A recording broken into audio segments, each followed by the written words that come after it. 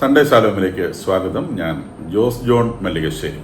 ഇന്ന് ഇന്ത്യയിലെ മുഴുവൻ മനുഷ്യരെയും സന്തോഷിപ്പിക്കുന്ന ഒരു പ്രധാനപ്പെട്ട വാർത്ത എല്ലാ പത്രങ്ങളിലും പ്രത്യക്ഷപ്പെട്ടത് അന്ന് കാശ്മീർ ഭീകരപ്രവർത്തനത്തിന് നേതൃത്വം കൊടുത്ത സുലൈമാൻ ഷാ എന്ന് പറയുന്ന പാകിസ്ഥാൻ ആർമിയുടെ എക്സ് കമാൻഡോ, അതിൻ്റെ ഒരു ലൈറ്റ് യൂണിറ്റിലെ എക്സ് കമാൻഡോ ആയിട്ടുള്ള സുലൈമാൻ ഷായുടെ തലയെടുക്കാൻ നമ്മളുടെ പട്ടാളത്തിന് സാധിച്ചു എന്നുള്ളതാണ്. നമ്മൾ വളരെ പ്രതീക്ഷയോടെ കാത്തിരുന്ന ഒരു വാർത്തയാണിത്. ഇത്രയും നാൾ വേണ്ടി വന്നു അവരിൽ ഒരാളെ തീർക്കാൻ. അയാളുടെ കൂടെ 2 ഭീകരന്മാരെ കൂടി വധിച്ചിട്ടുണ്ട്. അവർ അന്ന് പെഹൽഗാം അറ്റാക്കിൽ പങ്കെടുത്തവരല്ല, ഇയാളുടെ സഹചാരികളാണ്.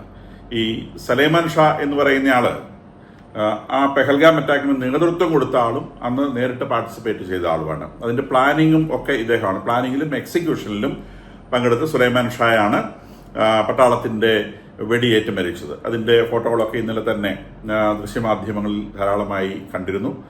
നമ്മളുടെ മലയാള പത്രങ്ങളിൽ അത് വലിയ വാർത്തയായിരുന്നില്ല, പക്ഷേ ദേശീയ മാധ്യമങ്ങളിലൊക്കെ അത് ഏറ്റവും പ്രധാനപ്പെട്ട വാർത്തയായിട്ട് പ്രസിദ്ധീകരിച്ചിട്ടുണ്ട്. രാജ്യത്തെ സംബന്ധിച്ച് വളരെ വലിയ അച്ചീവ്മെന്റ് ആണ്. ഇനിയും 3 പേരാണ് പെഹൽഗാമിൽ, 3-4 പേരെ കൃത്യമായിട്ട് ഡിഫൈൻ ചെയ്യാൻ കഴിഞ്ഞിട്ടില്ല.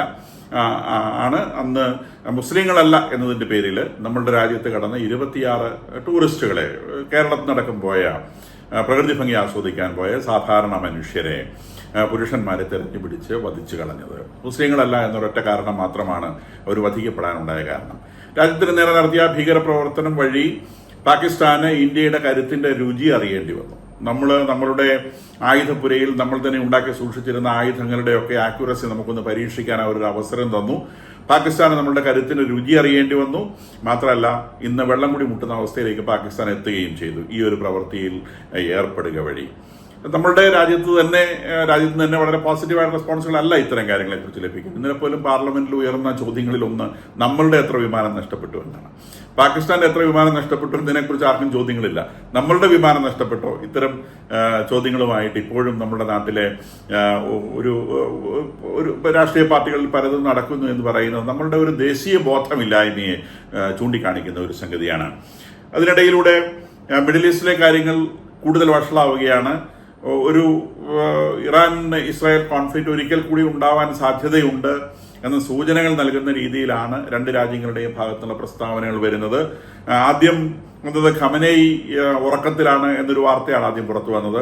അദ്ദേഹത്തിന് ഈ സാധാരണഗതിയിൽ വയസ്സായ ആളുകൾ അവരുടെ വാർദ്ധക്യത്തിന്റെ ബുദ്ധിമുട്ടുകൾ, അത് ചിലപ്പോൾ വേദനകളായിരിക്കാം, അല്ലെങ്കിൽ അത്തരം കാര്യങ്ങൾ ഒഴിവാക്കാൻ വേണ്ടി കറുപ്പ് എന്ന് പറയുന്ന ഒരു ഓപ്പിയം എന്ന് പറയുന്ന ഒരു ലഹരി വസ്തു ഉപയോഗിക്കുന്ന രീതിയുണ്ട്. അപ്പൊ അത് കുറച്ച് കഴിഞ്ഞാൽ അതിന് അഡിക്റ്റ് ആവും. അപ്പൊ ഈ ഖമനേയി എന്ന് പറയുന്ന ഓപ്പിയം എന്ന് പറയുന്ന ഈ സാധനത്തിന് അഡിക്റ്റ് ആണ് എന്ന് പറയപ്പെടുന്നു. അപ്പൊ അദ്ദേഹം എപ്പോഴും ഇത് രുചിച്ചിട്ട്, നമ്മുടെ നാട്ടിലൊക്കെ ഒരു 10-50 വർഷം മുൻപ് നമ്മുടെ നാട്ടിലും വയസ്സുള്ള ആളുകൾ ഉപയോഗിച്ചിരുന്ന സംഗതിയാണ്. അറബികളാണ് നമുക്കിത് പരിചയപ്പെടുത്തുന്നത്. ചൈനയിൽ ഉണ്ടാക്കുന്ന സാധനമാണ്. അതിന്റെ ഇംഗ്ലീഷ് പേര് ഓപ്പിയം എന്നാണ്. നമ്മൾ മലയാളത്തിൽ അതിന് കറുപ്പ് എന്ന് പറയും. നമ്മുടെ നാട്ടുമരുന്ന് കടകളിൽ, അങ്ങാടി മരുന്ന് കടകളിൽ ഈ സാധനം അവൈലബിൾ ആയിരുന്നു. ഇപ്പം അത് നിരോധിതമാണ്. അത് വലിയ ലഹരി വസ്തുവാണ്, നിരോധിത വസ്തുവാണ്. ഈ നിരോധിത വസ്തുവിന് അടിമയാണ് ഖമനേയി എന്ന് പറയപ്പെടുന്നു. അറബി നാടുകളിൽ പണ്ടേ പരമ്പരാഗതമായി ഈ വസ്തു ഉപയോഗിക്കുന്ന രീതിയുണ്ട്. ഇതും അടിച്ച് ഇദ്ദേഹം സുഖമായിട്ട് കിടന്ന് ഉറങ്ങുകയാണെന്നാണ് കഴിഞ്ഞ ദിവസങ്ങളിൽ പുറത്തു വന്നൊരു വാർത്ത.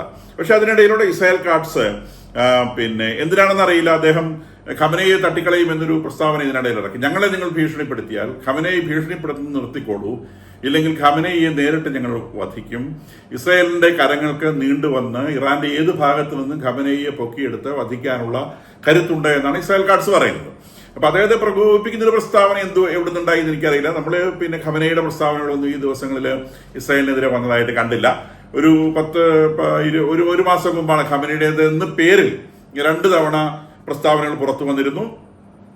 പക്ഷെ അത് ഖമനേയി ആവാൻ ഒരു സാധ്യതയും ഇല്ല എന്നുള്ള നിലയ്ക്കാണ് അന്താരാഷ്ട്ര മാധ്യമങ്ങളൊക്കെ എത്തിയത്. അത് ഖമനേയി ജീവനോടെ ഉണ്ട്, അല്ലെങ്കിൽ അദ്ദേഹം ആക്റ്റീവാണ് എന്ന് കാണിക്കാൻ വേണ്ടി മാത്രം ചില കേന്ദ്രങ്ങൾ പുറത്തുവിട്ട ഒരു പ്രസ്താവനയായിട്ടാണ്, തെളിവുകളില്ലാത്തൊരു പ്രസ്താവനയായിട്ടാണ്, അല്ലെങ്കിൽ അയാൾ ജീവിച്ചിരിക്കുന്നുണ്ട് എന്ന കൃത്യമായ തെളിവുകളില്ലാത്തൊരു പ്രസ്താവനയായിട്ടാണ് അന്ന് മാധ്യമങ്ങൾ അതിനെ ഇന്റർപ്രറ്റ് ചെയ്തത്.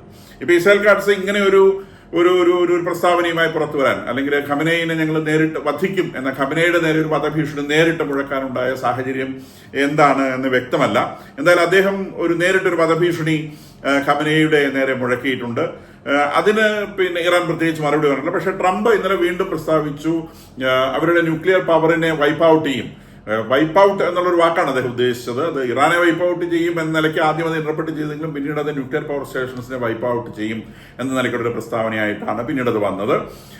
ആ പ്രസ്താവന അദ്ദേഹം പറയുന്നത് പിന്നെ വിളിച്ചിട്ടൊന്നുമല്ല, നേരെ വന്ന് ആക്രമിക്കും. നിങ്ങൾക്ക് ആലോചിക്കാൻ സമയം കിട്ടുന്നതിന് മുൻപ് ആക്രമണം തുടങ്ങിയിട്ടുണ്ടാവും, അല്ലെങ്കിൽ അവർക്ക് വേണ്ട കാര്യങ്ങൾ അച്ചീവ് ചെയ്തിട്ടുണ്ടാവും. നിങ്ങൾക്ക് അനങ്ങാനുള്ള അവസരം കിട്ടില്ല. അനങ്ങാനുള്ള അവസരം കിട്ടാതെ നിങ്ങളെ തീർത്ത് കളയും എന്നാണ് അദ്ദേഹം പ്രസ്താവിച്ചത്.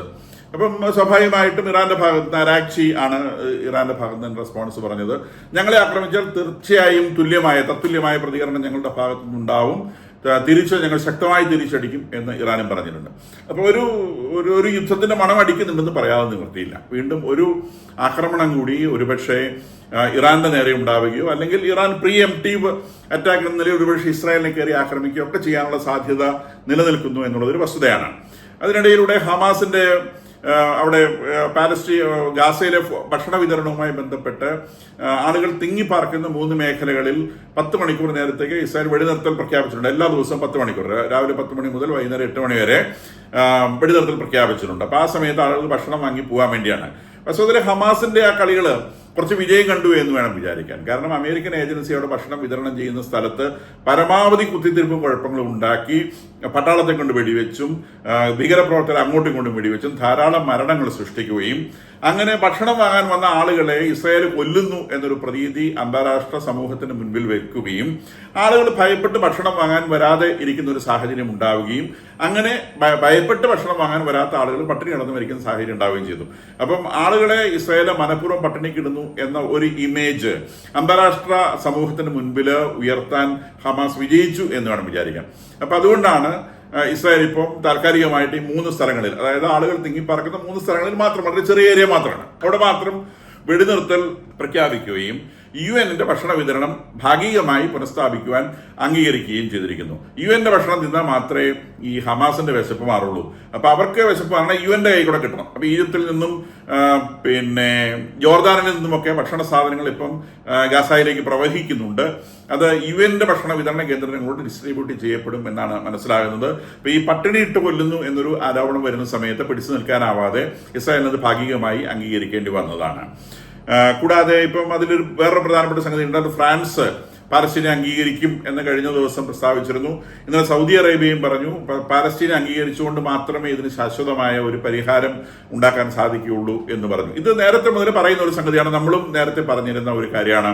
പാലസ്തീൻ എന്ന് പറയുന്ന രാഷ്ട്രത്തെ അംഗീകരിക്കണമെന്നും അവിടെ അറബികൾക്ക് അല്ലെങ്കിൽ അറബ് വംശജർക്ക് സ്വസ്ഥമായി ജീവിക്കാനുള്ള സാഹചര്യം ഉണ്ടാക്കണമെന്നും. വാസ്തവത്തിൽ അതിന് ഉരുത്തിരിഞ്ഞു വന്ന പാലസ്തീൻ എന്ന് പറയുന്ന ഒരു അതിനെ വിജാപാവം ചെയ്യുമായിരുന്ന ഒരു സംഗതി അതായിരുന്നു ഗാസ. ആ ഗാസയെ തകർത്ത് കളഞ്ഞത് ഹമാസാണ്. ഇനി ഇതിൽ നിന്ന് ഇസ്രായേൽ പുറകോട്ട് പോകാൻ സാധ്യതയുണ്ടോ എന്ന് എനിക്ക് തോന്നുന്നില്ല. ഒരു പാലസ്തീൻ നേഷൻ ഇസ്രായേൽ അംഗീകരിക്കാനുള്ള സാധ്യതയില്ല. കാരണം അവരുടെ ഒരു രീതി എങ്ങനെയാണ്, ആര് പറഞ്ഞാലും അവർ സമ്മതിക്കില്ല. കാരണം അവരെ സംബന്ധിച്ച് അവരുടെ ജീവനാണ് വലുത്. അവരുടെ ജീവന് ഗ്യാരണ്ടി കൊടുക്കാൻ സൗദി അറേബ്യക്കോ ഫ്രാൻസിനോ നമുക്കോ ഒന്നും സാധിക്കുന്ന കാര്യമല്ല. ഓരോരുത്തരും അവനവന്റെ ജീവൻ സുരക്ഷിതമാക്കുക എന്നുള്ളതാണ്. അവനവന്റെ ജീവൻ പ്രൊട്ടക്ട് ചെയ്യാനുള്ള എല്ലാ അവകാശവും ഓരോരുത്തർക്കും ഉണ്ട്. അവരെ അങ്ങോട്ട് കയറി ആക്രമിക്കുന്ന ഒരു സാഹചര്യം, തലണിക്കടിയിൽ ബോംബും വെച്ചുറങ്ങാൻ ആരും ഇഷ്ടപ്പെടുകയില്ലല്ലോ. അപ്പൊ ഈ പറയുന്ന ഫ്രാൻസിന്റെയും സൗദി അറേബ്യയുടെയും ഈ ഒരു ഡിമാൻഡ് എത്രത്തോളം വില പോകുമെന്ന് കണ്ടു തന്നെ അറിയേണ്ട ഒരു സംഗതിയാണ്.